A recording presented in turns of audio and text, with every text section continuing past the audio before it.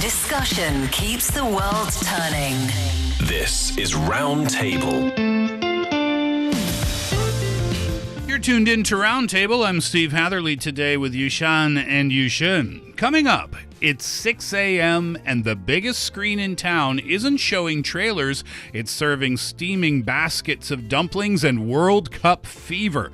Crowds in jerseys cheer, chopsticks in hand, as daylight creeps through the exits. It's not a theater losing its way, by the way. It's a playground waking up early, proving that a great space can be any kind of wonder.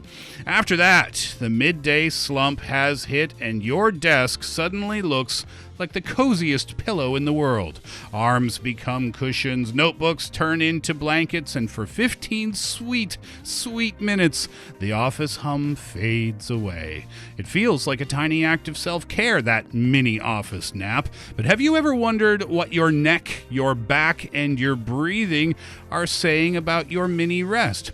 We'll talk about that this afternoon. Our podcast listeners can find us at Roundtable China on Apple Podcasts. Don't forget, we love to hear from you too. So please send your voice notes to roundtablepodcast at qq.com. One more time, roundtablepodcast at qq.com. Imagine walking into a movie theater at 6 o'clock in the morning. But you're not there to buy popcorn or wait for the latest blockbuster. You are grabbing a basket of steaming dim sum, putting on your Argentina jersey or England jersey or any other jersey that happens to remain in the FIFA World Cup, because that is why you're there, to watch it on a giant cinema screen. It sounds unusual. Maybe, but it's exactly what's happening here in China, because across the country, cinemas are expanding far beyond movies. They're hosting live sports or e-sports tournaments or concerts or stage performances. Cafés, restaurants, immersive gaming experiences, you name it, they've got it. As cinemas become places for almost everything, though, one question becomes a little harder to answer. What exactly does it mean when we say cinema? It's kind of cool, though. Let's start there, Yushan. Let's start with the World Cup fever that has taken over cinemas here. Really fun place to watch. Well, that's so amazing. That one Guangzhou cinema, that's where this all came from, kind of. That they introduced a special combo of morning tea plus football. So at 6 o'clock in the morning, more than 200 Argentina fans actually packed into the cinema wearing a blue and white jersey while introducing the Cantonese dim sum served by the cinema. That include like a series of different baskets of steamed delicacies like xiaomai, barbecue pork buns, sticky rice. So just imagine... You could go for breakfast even if you didn't like soccer. I mean, that football match kind of started up early. So it's a good combo, in my opinion. So yeah, this is what's going on. It is the perfect timing then. Yeah. People are loving the experience too, yeah? Yeah, the early morning screening, they achieved an occupancy rate of more than 90%. Wow. So it's perhaps fuller than a movie screening too. One person said watching it at home was too quiet, but going to a bar is too noisy. And here you've got the giant screen, you've got hot, delicious food. It is the perfect combination.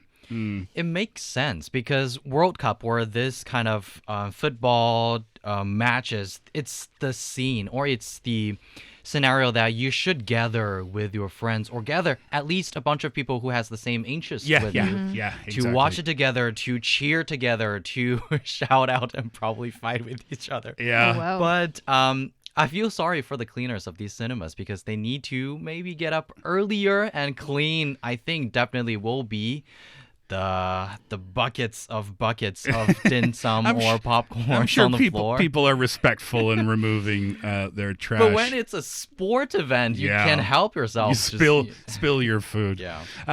Well, we could look at this only for the football story, right? But that's not why we're talking about this. We're looking at the bigger picture here, where cinemas and theaters are moving away from just showing movies. And Guangzhou, the example that you just gave, it's not the only city experimenting with other ways to use the space. So actually, it is a trend among many other cinemas actually across the country. So leading with Shanghai, they recently opened its first sports-themed cinema. So that's meant to broadcast World Cup, but it's kind of like where this is heading. They are are opening cinema with the purpose of screening sports. Specifically. And I think this whole idea of using cinema for screening other shows is not entirely new. All the way back in 2023, that's when the China movie group, they kind of opened this booking service for any other resources to book with them and live stream on other events. Like it can be a live show in the performing centers. It can be a concert. It can be what's that thing? Live concert from any celebrities out there. So this service had been around for at least 3 years. And what brought it up to the sports events was actually back in 2024 when Paris Olympics was held. And Hey, didn't you go to the movie theater, Yushan? I almost went to the movie theater to watch the opening ceremony. But you didn't end up going? No. But it was there, and it was really popular for people to go and see, right? Yeah, actually 800 cinemas across China were licensed to broadcast the Olympic events. And many screenings sold out already days ahead. And the average attendance exceeded 80% back in 2024. They also made a lot of money. Olympic screening generated more than 2.4 million yuan in box office revenue. That's from the day it starts and until a few weeks later till it ends. It's not just sports either. I mean, I guess those have been our examples so far. But yeah, we're talking esports tournaments. That's an example. That's like a gaming example. Concerts, stage performances. It's kind of turning the cinema into a shared entertainment space as opposed to just a place that you go to watch a movie. And this is really a bigger change within the industry, I would say. Now, with that change in the industry, with these spaces becoming more flexible in terms of their entertainment, the government is stepping in, but not with control policies or anything like that. They're stepping in to support the direction. The government is supporting this direction by, China's National Film Administration and the State Administration for Market Regulation introduced new measures encouraging cinemas to diversify into cafes, retail, gaming, and other entertainment experiences. I mean, it's a wonderful thing to see that there's support there, that cinemas no longer have to rely on movies alone to stay in business. But why? I'm curious why a policy like that is needed and maybe why it's needed right now, because it seems like a place where you wouldn't see a policy of support come in. It's kind of like the global phenomenon that a lot of cinemas, they are not doing that well, right? Especially after the pandemic. So they are finding their ways to, I think, diversify the space and also their cinema rooms and maybe sometimes the idle rooms of a lot of their spaces. So and another thing is that I think of course consumers, they want more diversified environment for entertainment. That's where this is being guided to, I think. Exactly. Because previously, cinemas are just singular functional in terms of what people are there for. But that's being diversified, being guided to be diversified, as in they're trying to make people want to visit a cinema even when they're not watching a film. I think this is where it kind of is heading to, because some cinemas, they're already doing it. For example, one in Hangzhou, they added a cafe and light dining area, and that happened somewhere in 2025. And 6 months later, or rather 10 months later, food and beverage sales reached about 2.5 million yuan just because of that single renovation they did. And that accounted for nearly a quarter of its total revenue. And another interesting finding was that the restaurant income remained much more stable than ticket sales, because customers, they perhaps don't want to watch a movie, but they know they can have good food in that cinema. So they visited. So that's accomplishing that goal, right? Yeah. Is to make, if the goal is to make people visit, even if they're not there to watch a movie, then that goal is accomplished right there. They come and they eat and they'll do a bit of shopping perhaps, and then maybe catch a movie or maybe not catch a movie. But even still, that being said, people are still visiting. Yeah, and it's also a good chance for the cinemas to fully utilize the space they have, apart from just letting the outer area empty when everybody's heading inside for the screenings. Yeah, I'm not sure for other countries, but in most cinemas in China, they're taking a whole floor of some of the shopping centers, Yeah. which means that is a big space. Yep. And then I think that's got to be a higher rent. And then instead of leaving these kind of auditoriums empty between movie screenings, so these cinemas are using them for immersive gaming, live performances, and special events. I recently noticed the cinema that I often visit have also transformed one of their theaters into that kind of, giant screen themed party and entertainment space. They're making new advertisement, inviting people to be there. People can play games, watch movies, enjoy food and everything.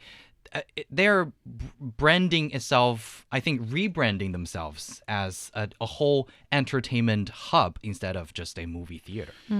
Yeah, there's a third kind of initiative that they're interested in as well. They want the theater to be a place where people can go and find something that they can't find anywhere else. And they can accomplish that by, I think esports is a great example. You can't just go to any old shopping mall and find an esports event. But you can if the theater is putting on a specific event like that. So gaming is one of the strategies. Animation brands are being used as well, and they're helping to build these immersive experiences. And it's working, I would say, because there was one, what's the name of the film? Rui film? Rui, thank you. That's difficult for me to say. They say that collaborations with 4 major gaming franchises attracted about 3 million people. And those 3 million people were under the age of 25, which means they're targeting a very specific young group and very successful so far. That reminded me of the path of the karaoke industry, actually.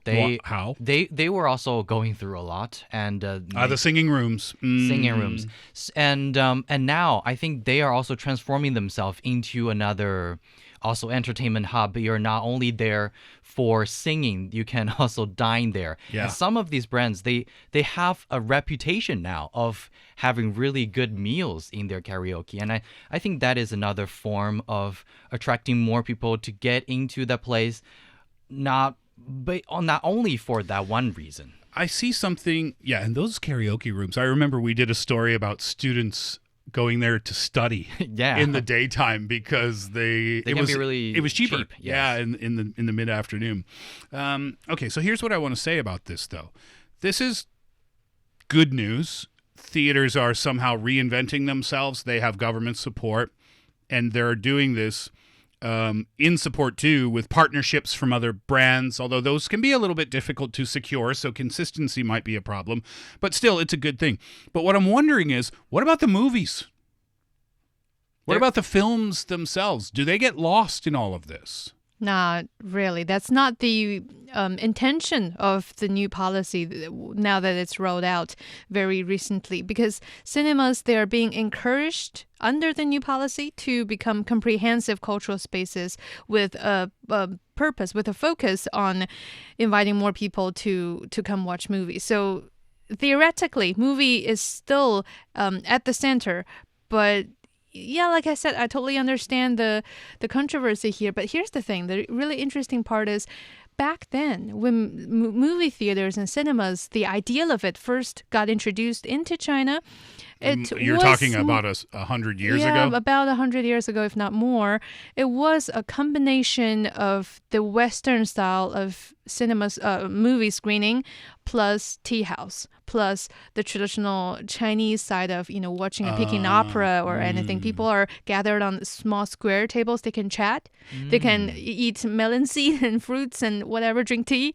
So that's how it used to be. But as time go by, we kind of focus on the singular function for cinemas, but now we're expanding it back. I don't really believe that's a bad thing. I didn't realize that. So what you're saying then is that it's kind of always been this way.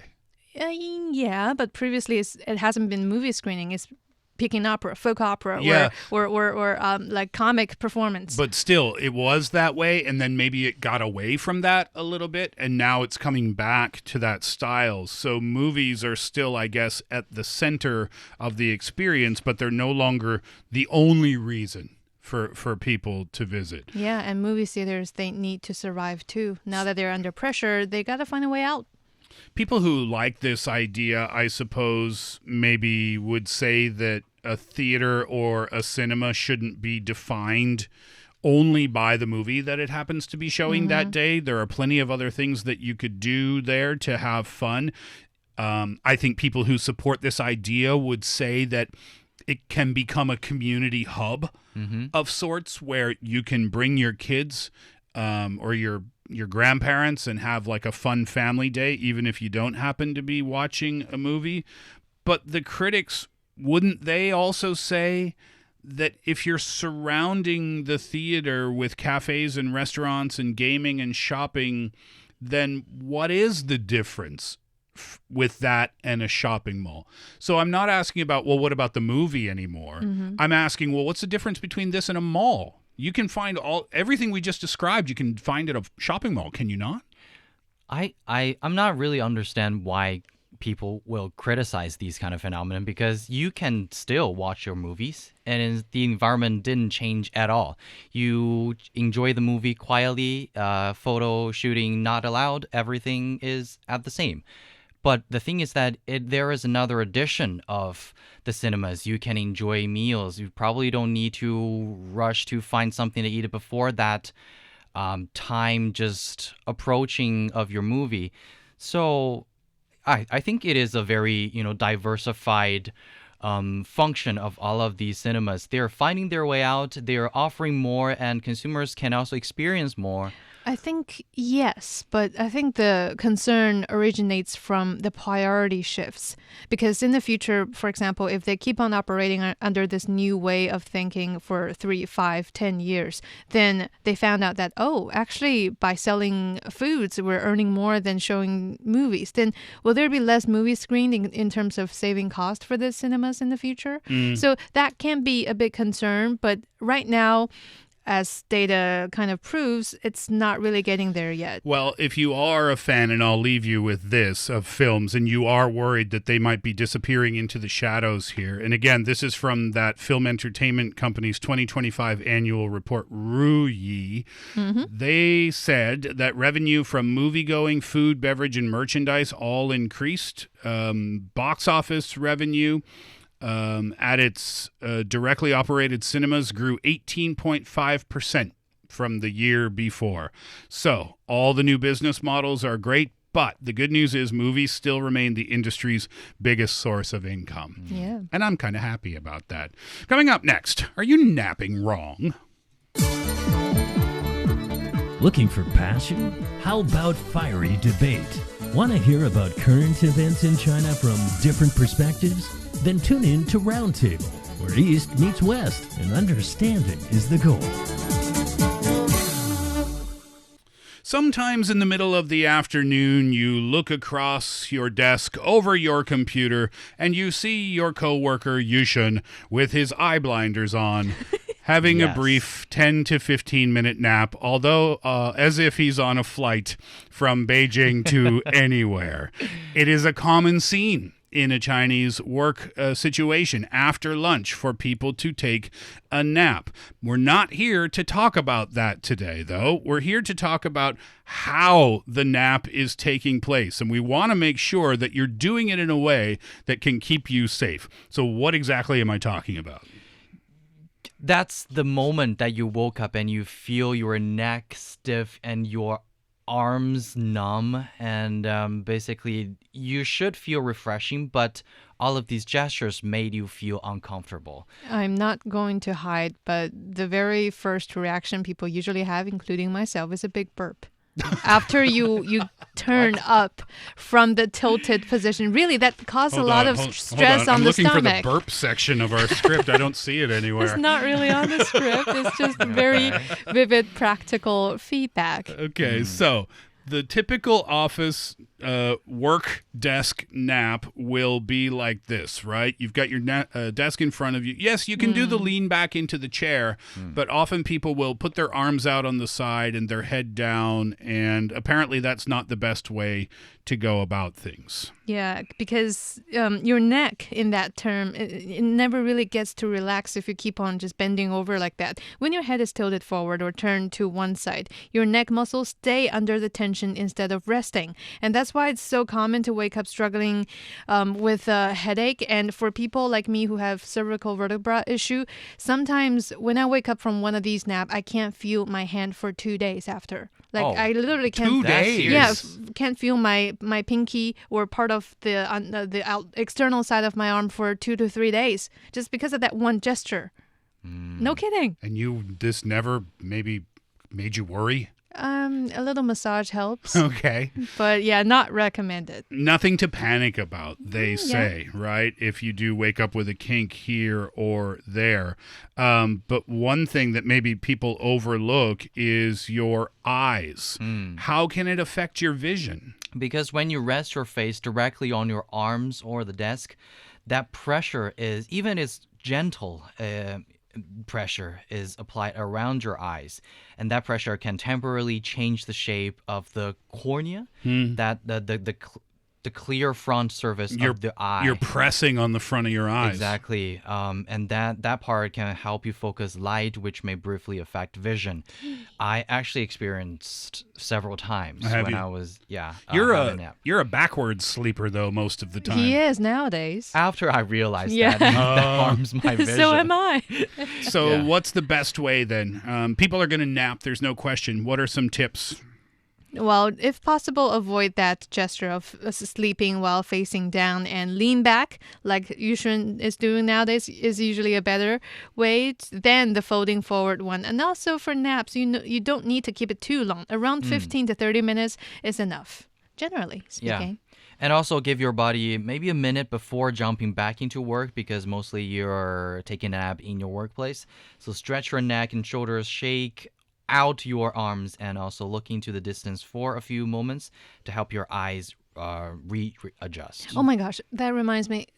I don't recommend napping in a working place, especially a condensed office. Why? You'll wake up and feeling like, oh my gosh, where am I? Oh. And then look around. Everybody's like either writing or like clicking on the keyboard, and you're like, what's going on? You're feeling bad because of that peer pressure. Or it gives you that alerting feeling that you are missing out on something. Okay, I guess I understand that Everybody part. around you is busy with something, and then you wake up from nowhere. But nobody would usually feel bad about it. I mean, I've seen Yushin just uses his chair, but I've seen people with full blown like a cot. Yes. Like a thing that you'd get from a hotel room in front of, or I guess behind their desk, and that's their napping spot.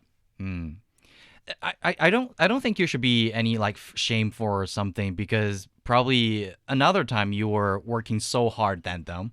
So it is the time that you can retrieve and mentality also balancing. Exactly. Yeah. Just make sure you do it safely. Okay, so just to review, don't lean forward, don't fold your arms in front of you, don't put your eyes on your hands, it'll put pressure on your eyes.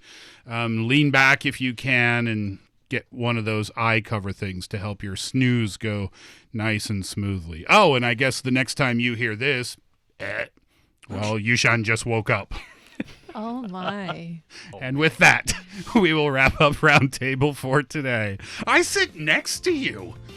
Well, that's perhaps why I don't sleep like that anymore. Headphone volume going up immediately.